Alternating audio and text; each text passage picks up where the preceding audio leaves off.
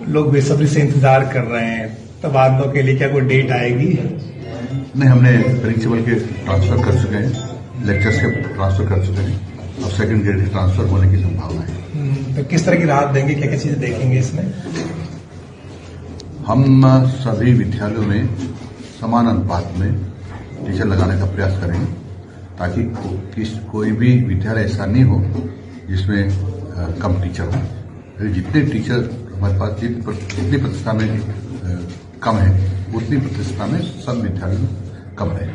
क्या जो बीमार हैं, तलाकशुदा, प्रेतकता, इस तरह के जो केसेज होते हैं, उनमें क्या सरकार रियायत बरतेगी? वो देखेंगे मौके की स्थिति कैसी रहती है। फिर कंसीडर करती है सरकार हमेशा, तो आप? हाँ, कंसीडर ऐसी स्थिति में करेंगे जो एक्सेस है, जहाँ हमको जो ऐसा लगता है कि नहीं हमारे पास ज्यादा हो रहे हैं, तो फिर देखेंगे।